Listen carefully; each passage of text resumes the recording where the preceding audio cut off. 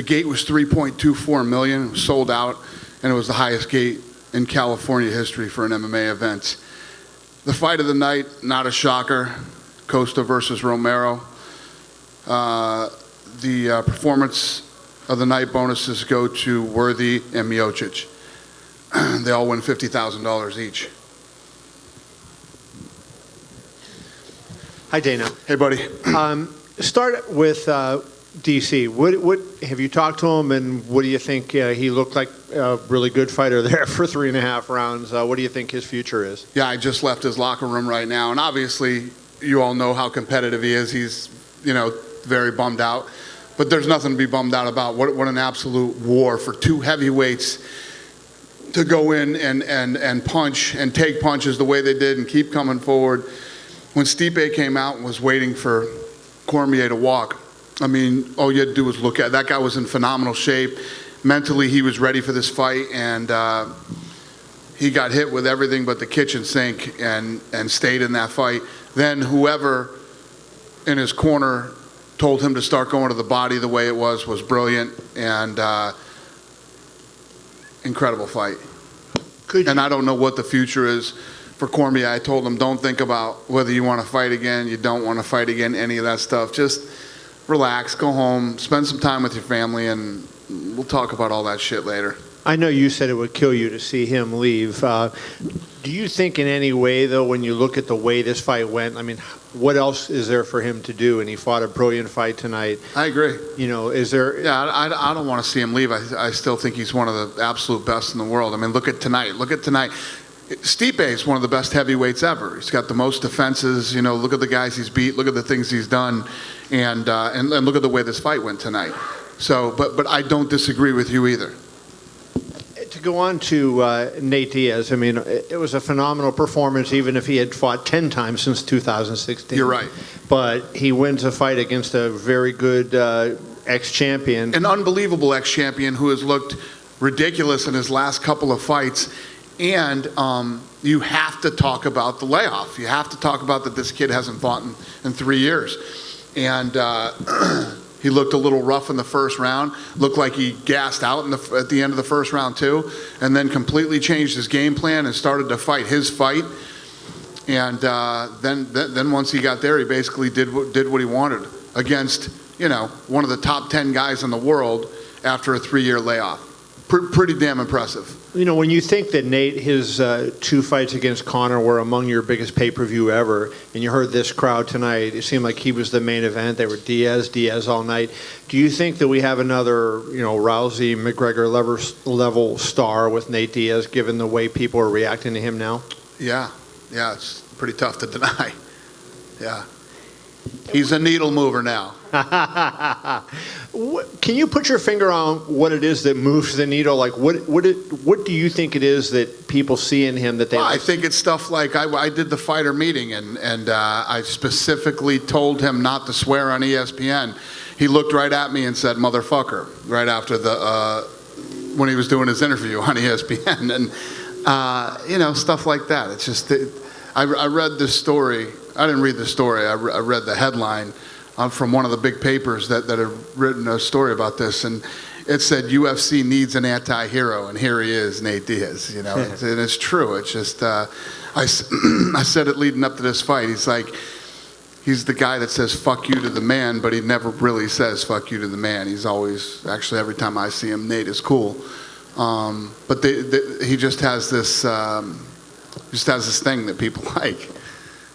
And I have two other questions for you. Number one, do you like the Masvidal fight that he mentioned? And number two, I saw he went over to Colby, and you had talked to Colby beforehand. Did you warn Colby not to get into it with Nate? No, what happened was everybody in that section was fighting with Colby. So security kept coming over to me 50 times saying, we got to get him out of there. And I said, no, everybody needs to start acting like fucking professionals, because I don't have another seat in this entire building. Right. Every seat in this place is sold out. So that whole section needs to stop starting fights with Colby, and right when I got there too, Masvidal was working his way down the line, and Holloway had moved out of his seat so Masvidal could come into his seat. that fucking game that you play in kindergarten was going on over there when I went over there. So I asked those guys, listen to me. We got a big night going on here. We got a big fight. I don't need a fight breaking out over here with you knuckleheads. Stop it. And then lastly for me, just can you comment on Paulo Costa? I thought that was one of the best fights of the year, and I thought his performance was spectacular. I agree. Going into this, I thought that was going to be fight of the night, and it was. I mean, there's just no way that that's not fight of the night. If you look at the way that Costa fights and the way that Romero fights, it just is impossible for that in a fight not to be good, and it was everything that I thought it was going to be. They're both beasts, man. What a performance by both guys tonight, especially when they both got clipped in the first round and both guys were hurt right out the gate in the first round, and then to keep going and going 3 rounds and an absolute war like that is impressive. And then did he just leave here? Is that where it was? No, he didn't. But I just talked to him, Costa, in the hallway here before I walked in here. He's in a wheelchair. You know what I mean? That's how awesome that fight was. Dana, it seems like the people was kind of little unhappy with the result of that Costa versus Romero. What was your take? What was your score at the end of the fight? With what? Well, they were booing Costa at the end because. Really? What do you think? I was over there dealing with my kindergarten section when that interview was going on, so I didn't hear what was going on. But I had it scored 2-1. I gave Costa the first 2 rounds, and I gave Romero the 3rd round. And then some of the fighters that I talked to that were there tonight had Romero winning 2 rounds and Costa winning 1 round. I think that that's one of those fights that either way it went, I don't think you'd be like, oh my God, this is an absolute robbery. That fight was ridiculous. And I actually thought that in the 3rd round, Romero could have finished that fight a couple times, and when he had him hurt, he would back off and go back to the middle of the octagon, which I thought was weird, yeah. And last one for me. Seems like you don't make plans after the events. You don't know the future of Nate Diaz. I don't want to go on that thing right now. But are you a little bit worried about Diaz? He smokes too much CBD. I don't know. Something could happen, Maybe it's a little bit of THC, but could happen. Maybe what? I mean, I'm half deaf, and I can't. On a drug test, CBD has a minimum of a THC, but maybe in the future, maybe he smokes too much of that CBD thing. Oh, CBD, yeah. Well, hopefully it was almost nothing, but still. Hopefully it was CBD, yeah. I don't know what was in there, but we're gonna find out real soon. Okay, that was me. Thank you. Yeah, thank you. Dana, right here. And then you asked me, I didn't answer your question about Diaz versus Masvidal. I mean, who wouldn't want to see that fight? I think everybody would want to see that fight. So I don't know. We'll see how that stuff plays out. Go ahead. So, do you think tonight's performance by Stipe coming back, regaining the title, does this solidify him as the best heavyweight ever? Yeah, I guess so. Yeah, and I mean, if Daniel does decide to retire or do whatever, do you see Francis Ngannou as like the top guy in that division? Well, I think that right now we'll have to see how this thing plays out. What Daniel Cormier wants to do.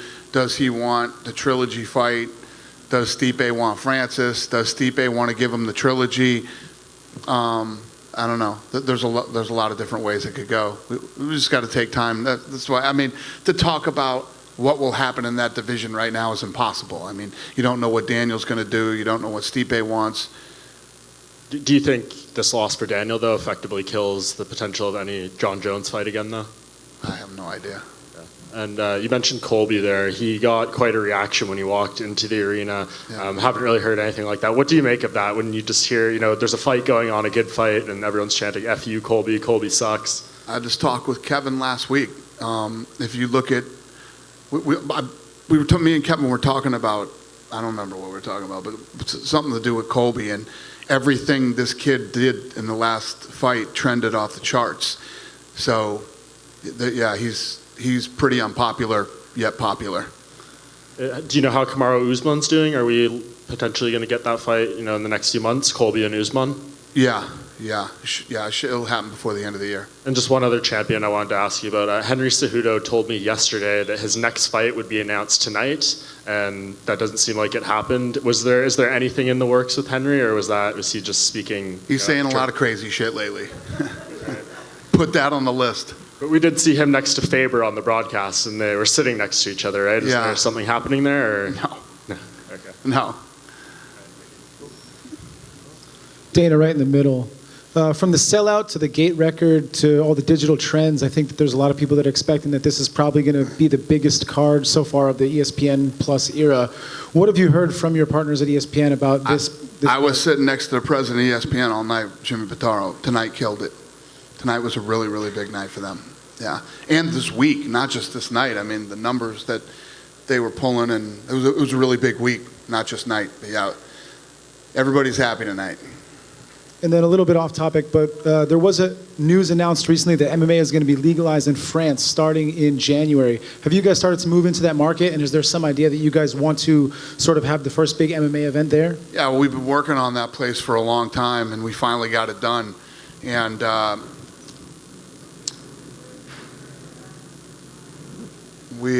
thought it was a train or something. We finally got it done. Who knows if we'll be the first ones in there, but we'll go.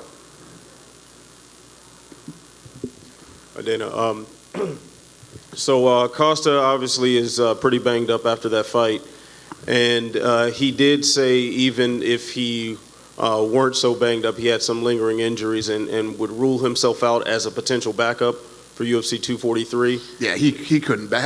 Not only how banged up he is right now, I don't know if he could make the weight again that fast. You know what I mean?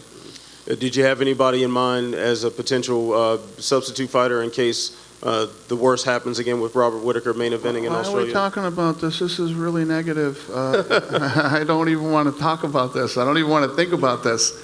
Yes, we have all those things in place, but we won't need them. Okay. Any names you want to drop for that? Nope.